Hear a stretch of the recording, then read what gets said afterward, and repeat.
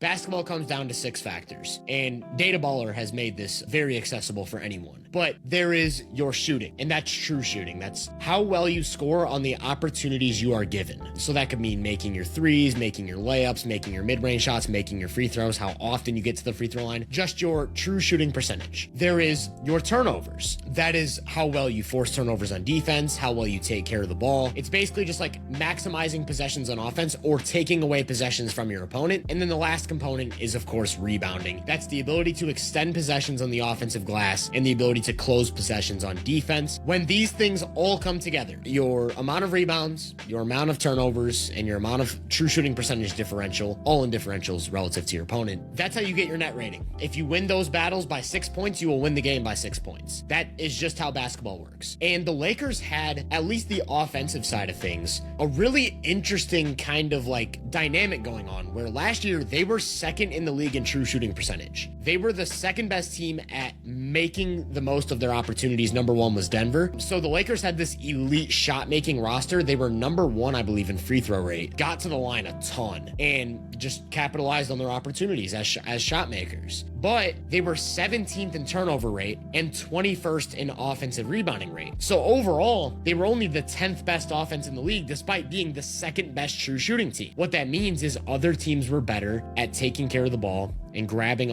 offensive rebounds, so they had more opportunities to score, which then led to better offensive production overall. What the Lakers have done is they've said, hey, we know what our floor is with this true shooting percentage. We know both Luka and Reaves are going to have super high free throw rates. We know both of them are elite shot makers. Let's surround them with other talented offensive players, and then let's find a way to shore up the possession game. And I think that's exactly what they did. They go out and grab Walker Kessler, who's just an absolute monster offensive rebounder.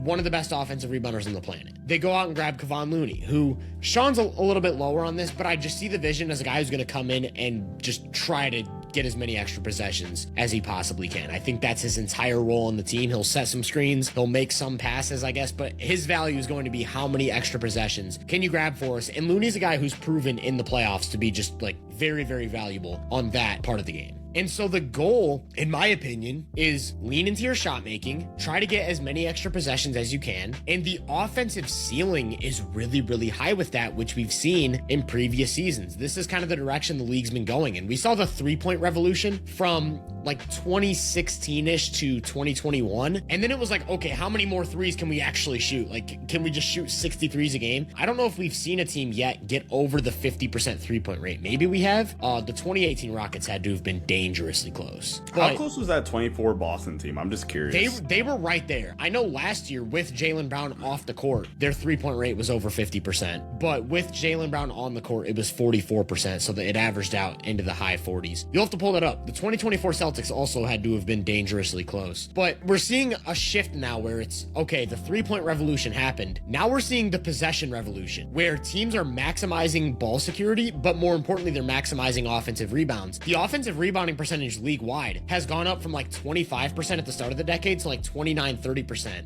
On average, like teams are grabbing 30% of the possible offensive rebounds. That's becoming a big point of emphasis. And we just saw last year, teams built around this exact combination of three-point rate and offensive rebounding. Look at Boston. They had the second best offense in the league. They were third in three-point rate, fourth in offensive rebound percentage, and third in turnover percentage, I believe. Those were the three areas they maximized. It was three-point rate, turnovers, offensive rebounds. Same thing in Charlotte. They had the number one offense over the second half of the season. They were top 2 in offensive rebounding, and they had the highest three-point rate in the league. They were number 1 in three-point attempts. So you see this vision around the league where it's like, if we shoot a lot of threes and we grab a lot of offensive rebounds, that creates a really good offensive ecosystem. But with the Lakers, I think they can take it to another level because Luka is a world-class on-ball creator and overall shot maker, even beyond the three-point rate, who also is the best foul drawer in basketball. So what does the ceiling look like? Are we looking at a team that could produce a 123, 124 offensive rating by just crafting the right formula and going to the right lineups? I also think, the reason I asked you if you think Austin Reaves has another leap is because I think the vision with this roster is going to entail Reaves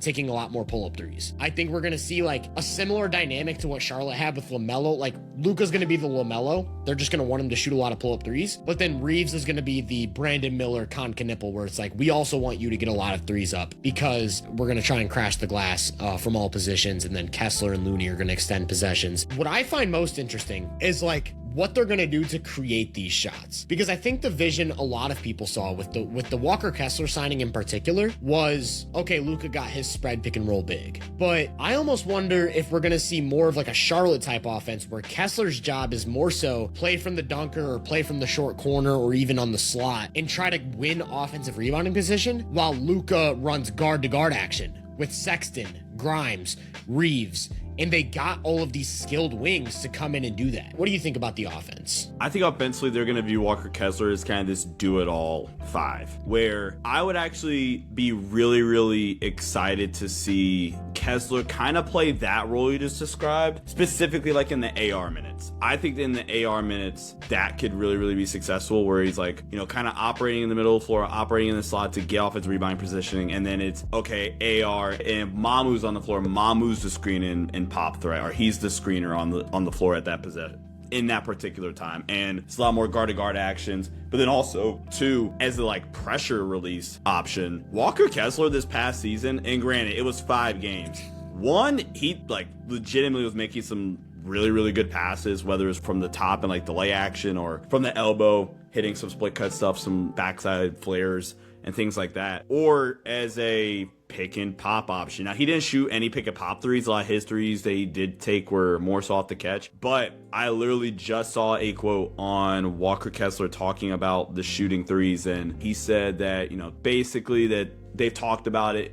By they, Walker Kessler and JJ Redick have talked about it, and JJ wants him to be able to do it, and Walker says he thinks we're big to be able to stretch the floor like that, or you have the threat of it. It makes other teams scout really difficult. I'm going to like pause really quickly on that, because I think the pick and pop big by itself isn't really valuable at all. Because then I think you get in a situation where like Donovan Clingan, who is not a good rim finisher, and his screen and roll gravity is going to be pick and pop threes. He shot like, what, 7 of them? It was like an obscene number. He took like 7 pick and pop threes. I'm just going to say per 75 because I think it was per game. Was it per game? It was something like that. It was absurd. Yeah. It's shooting him at like a 31% clip, but Kessler can add the pick and pop or just the like slot catch and shoot 3 stuff on top of the passing, on top of the screen and roll finishing. And Colin Sexton and Walker Kessler legitimately had really, really, really good screen roll chemistry in Utah. And like Luka and Austin are just going to feed him the easiest touches of his life at the rim this upcoming season. So you have 3 guards that are legitimately like going to be looking for Walker Kessler, and Sexton and Luka. Sexton because he has the chemistry and the history, and he did a good job looking for Kessler, and then Luka I think are going to be eager in hunting the Kessler roles. Again, I see the vision offensively, and I'll even take it like somewhat a step further, which is why like this, if you want me to be super optimistic on the roster, because of the fact that the Lakers, like you said last year, were second in true shooting. Right? Second in true shooting, we generated a top 10 offense. We're a 53 win team. We're younger, we're more athletic. We should, in theory, win on the margins more with our shot making from 3, shooting more threes with Luka, Austin, potential. I mean, I don't know how the hell Luka could take even more pull-up threes, but you know, Luka, Austin, Cunningham, pull-up threes, Quinn Grimes, Sexton, you know, Mamu shooting catch shoot threes, Kessler even, some of the other guys, Cam Carr. By the way, I really hope they play like Cam Carr and Adu Theory at least a little bit for like just the raw athleticism. And Cam Carr can actually play. I think the uber optimist in me would go and say that with them hopefully winning on the margins even more, it's only going to give them a better chance to where, okay, now we're in May and it's second round OKC, second round San Antonio, but we're actually winning the possession battle now. Okay, maybe we're not even winning on the possession battle entirely, but like, for the love of God, we're not getting blitzed on the possession battle. And well, now I do think like this, not against OKC, but like San Antonio, this team could win the possession battle against San Antonio. Absolutely. Yeah.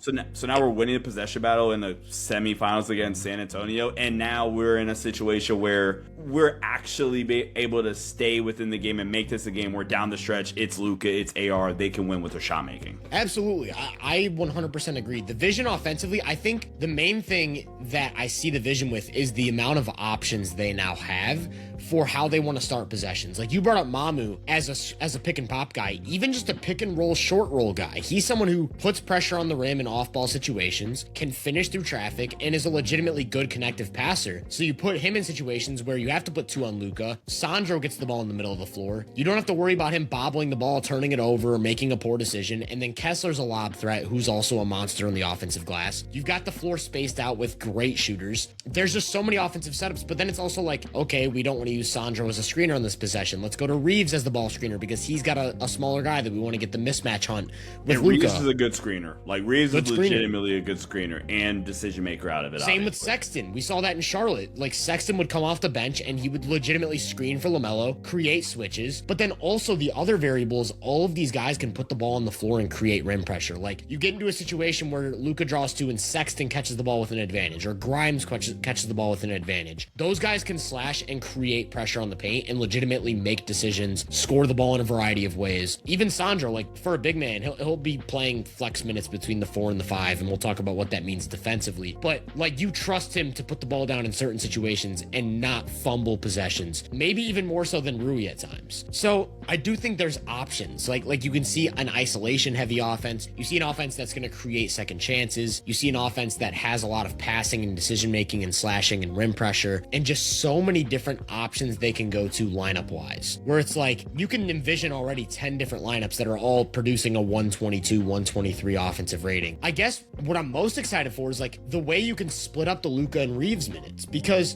part of the problem we talked about with the LeBron value was like once LeBron, like a lot of LeBron's value was the ability to play next to Luka or next to Reaves and keep up that like two creator dynamic look. But now they have that in every lineup, and in most lineups they're gonna have three creators, where it's like if you need Grimes to start a possession, he can. It's not the ideal offensive option, but it's something you can go to, like you talked about. Or like Sexton can legitimately initiate possession after possession after possession. I don't remember what season it was in Utah. It might have been 2023 where he graded out as like one of the better on-ball creators in the league and like just legitimately put a ton of pressure on the rim without turning the ball over. And then even last year in Charlotte off the bench, like very reliable shot creator for them. And I do think there's just value in grabbing these guys who are talented offensively, can do a lot of things, while then creating ways to add value on the margins. So I do think offensively, I absolutely see the vision with the roster. I think in the playoffs, things could get messy at times because you don't have a lot of athleticism, and you don't have the most dynamic offensive, like secondary pieces in the front court, but you do have